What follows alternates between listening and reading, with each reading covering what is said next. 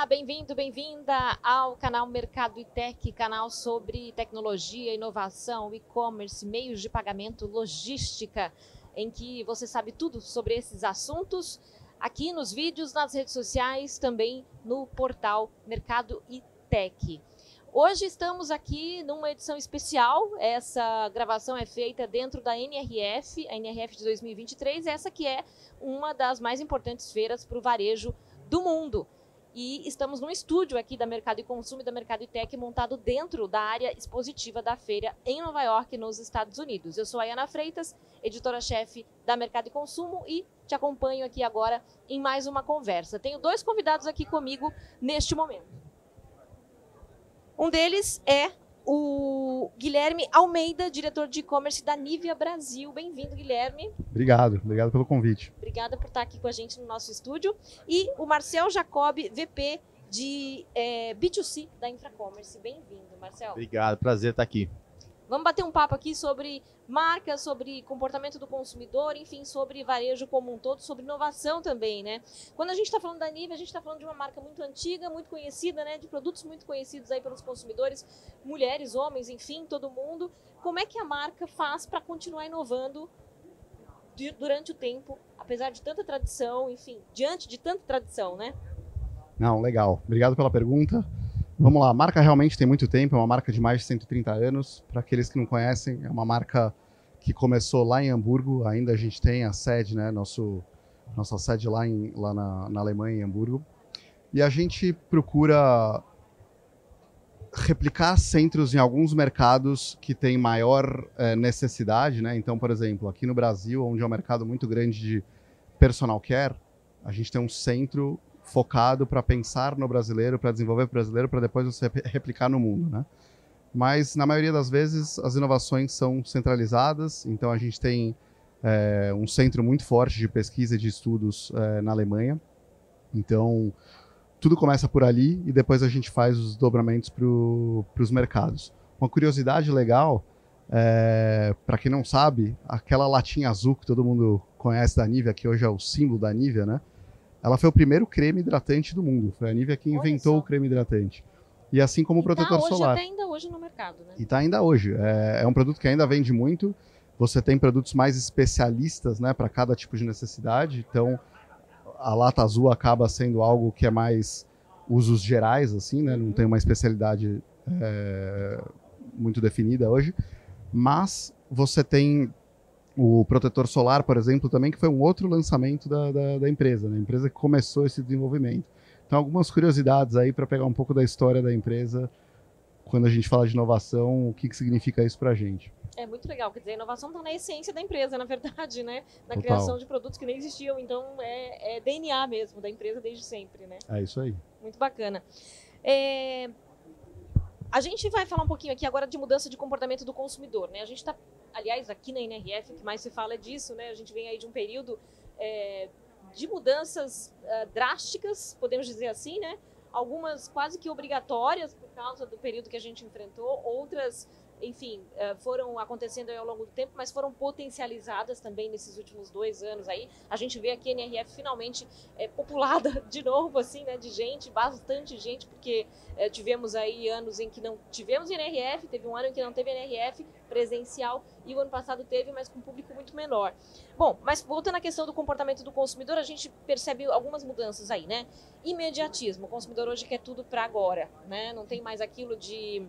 Estava até assistindo uma palestra hoje cedo e o CEO da Lowe's, que é uma rede de material de construção, falando, o consumidor, ele entregar para ele amanhã é legal, mas se o cano da casa dele estourar agora, amanhã é tarde demais, enfim. E o consumidor se acostumou a ter isso disponível, né? Esse imediatismo ficou disponível para ele no dia a dia. Exigência também com relação à qualidade de produtos, né? Até a questão sustentável também, reaproveitamento de matéria-prima e tudo mais. E obviamente, não podemos deixar de fora, até pela situação que o mundo enfrenta, e aqui nos Estados Unidos não é diferente, custo, né? Preço. As pessoas estão cada vez mais preocupadas com preço também.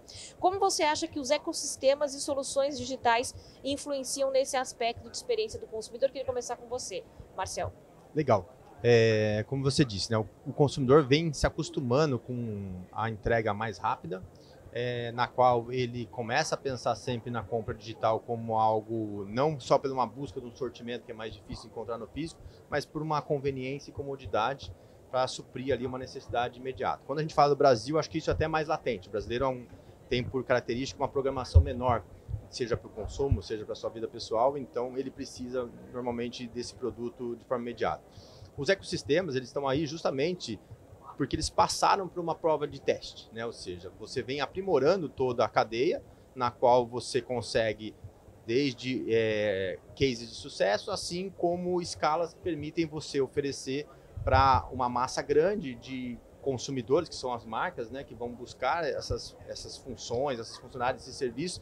Então o ecossistema vem para ajudar, para dar esse atalho, né, na qual aquilo já é testado, já é validado, consequentemente permite que profissionais estejam alocados especificamente nesses pets, nesses pedaços da cadeia, na qual a marca, como o caso da Nivea e outras, não precisam passar por um processo de teste, de formação de conhecimento, e sim aproveitar esse conhecimento específico e aí, obviamente, usar do que é o seu DNA, que é a inovação de produto, é como se relacionar com esse consumidor, permitindo que o ecossistema faça esse trabalho, que é um trabalho difícil, na qual a gente já vê muito facilmente alcançando todo o consumidor, mas ele ainda é muito difícil de se realizar. Então o ecossistema está aí para isso.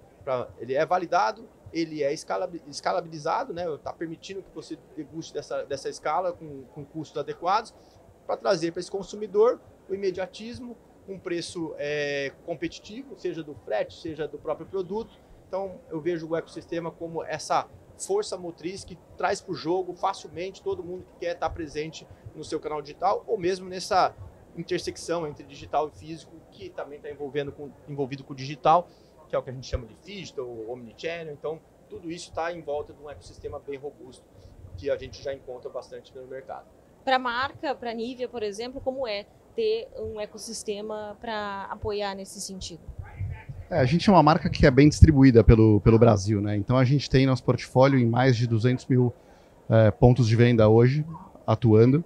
Então a omnicanalidade é cada vez mais importante, a gente está tentando cada vez trabalhar mais e melhor com ela. Então também vai um pouco da região que você está. Às vezes está num lugar mais remoto, que não tem exatamente tudo que você busca. Você vai numa internet, às vezes ela consegue atender muito mais rápido do que até uma loja, fazer um pedido para entregar na loja, para depois você buscar nela. Então, quando a gente fala imediatismo, quando você mora numa grande capital, pode ser que signifique 15 minutos.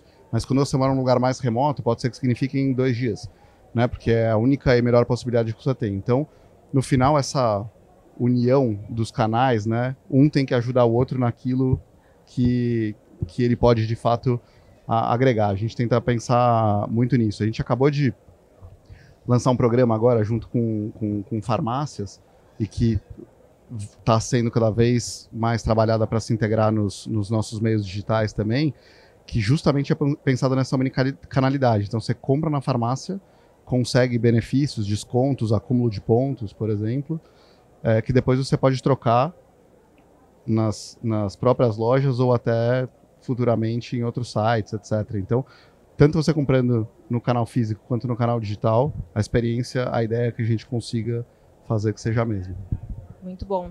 Os produtos da Nivea estão disponíveis em lugares variados, né? Sellers variados. Mas a empresa entendeu a necessidade também de fortalecer a marca e diminuir a distância que tem que existia, né, mais antigamente, entre a própria marca, a indústria e o consumidor final, né? E parte dessa estratégia foi um programa chamado Nivea Mais. Queria que você contasse um pouquinho para a gente sobre esse programa de fidelidade e o que mais o cliente da Nivea tem aí como forma de atendimento personalizado. O que ele permite? Legal. Então, até um pouco do que eu estava adiantando no ponto anterior, o Nivea Mais, ele é um programa que ele é um programa de fidelidade, né?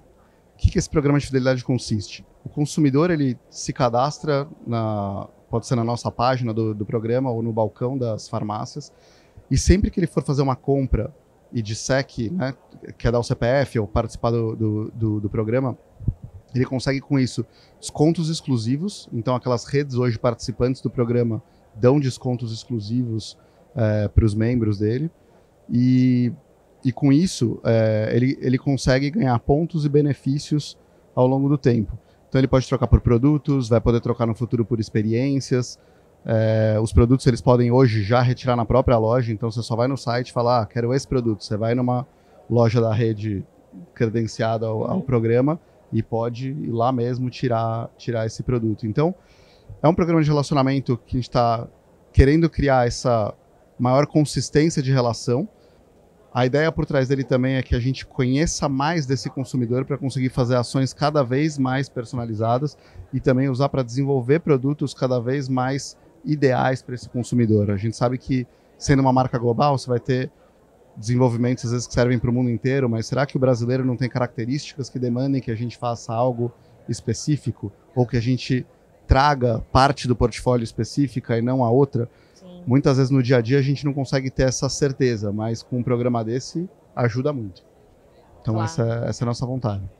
E estamos aqui na NRF, é a edição de número 113 da NRF este ano. Como eu disse, uma retomada aí, né? O que vocês, enfim, que atuam aí no varejo, diretamente, indiretamente, esperam, estão encontrando já nesses primeiros dias, né? Tivemos o primeiro dia ontem, hoje é o segundo, e esperam ver aí, até para levar como, talvez, ideia, né? Para transformar depois para o varejo brasileiro. Marcel.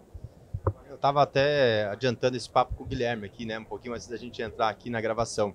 De certa forma, a NRF, pelos últimos 2 décadas, ela representou muita disrupção, muita inovação.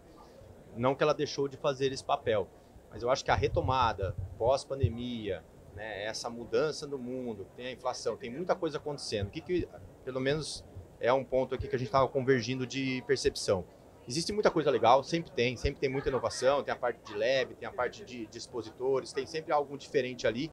Mas não existe no momento, talvez, algo que se brilhe os olhos como um caminho novo a perseguir. O que eu tenho notado bastante aqui é muito assentamento daquilo que vem se falando nos últimos anos. Então, revalidação dos mesmos temas de forma mais madura, com cases mais avançados, com tecnologia mais aprimorada e, consequentemente, esse ato que a gente acabou ficando, principalmente na fusão do digital com o físico, ele volta agora a olhar um pouco para as mesmas coisas, só que, porém, aperfeiçoado.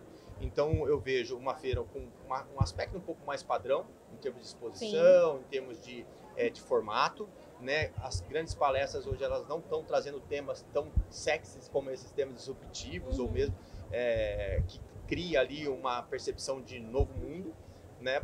Tem boas palestras inspiracionais, de cases que foram decorrendo aí ao longo de décadas, de empresas que são referências em diversos setores, mas eu vejo isso, algo mais padrão, algo que você tem que andar bastante, tem muita coisa, mas garimpar. Não tem um tema central, né? Em outras ocasiões a gente via um tema central, algo que você estava sendo mais batido, a omnicanalidade, é o consumidor, a novo formato de consumo de conteúdo, é o digital. Dessa vez não, está um pouco mais disperso. Eu acho até porque é por causa da retomada, né? Tá todo mundo sentindo para onde estamos indo de verdade, depois de tantas turbulências dos últimos 2 anos. Mas é isso, tem muita coisa para aproveitar, principalmente nessa consolidação daquilo que já se ouvia falar, que tinha interesse em fazer, agora dá para ir com um caminho mais certeiro. Não, perfeito. Acho que eu concordo, como ele falou, a gente convergiu bastante nas opiniões aqui no nosso papo anterior. Se tem um tema que realmente nessa é a primeira vez que eu estou vindo um pouco mais massivo, talvez seja Retail Media, que aí sim, né, talvez na edição do ano passado, que eu não tive presente, acho que começou a falar, mas muito mais vindo de grandes marketplaces. Agora a gente acaba vendo cada vez mais nos grandes varejistas também, não só os digitais, né? Você vê os omnicanais trabalhando muito. Então aqui a gente olha muita loja de departamento, já tendo esse tema como bem central, entendendo a importância de você levar o consumidor, né, para a sua página e usar o poder das indústrias, dos fabricantes, para conseguir explorar mais e mais, tanto na página do próprio varejista, quanto levando o tráfego de fora para a página do varejista. Então a gente... algumas palestras abordaram esse tema, a qual ele já não é exatamente tão novo, mas Sim. Quando a gente olha em termos de Brasil, ainda tem poucos varejistas fazendo a lição de casa como aqui já está sendo feito nos Estados Unidos, principalmente pela parte de tecnologia. Às vezes você vê um cara grande ou 2 caras grandes fazendo muito bem, mas todos os outros varejistas, principalmente os omnicanais, têm muita oportunidade aí, e principalmente de como explicar para as indústrias como melhor usar isso, né? Porque acaba ficando uma conotação muito... é mais para e-commerce, né? Para fazer uma venda direta, etc. E não, no final, é uma forma de você conseguir medir muito melhor uma atribuição daquela mídia que você está fazendo. Então, acho que é um dos temas talvez mais diferentes, talvez, que eu vi de outras edições aqui que a gente teve presente. Muito bacana.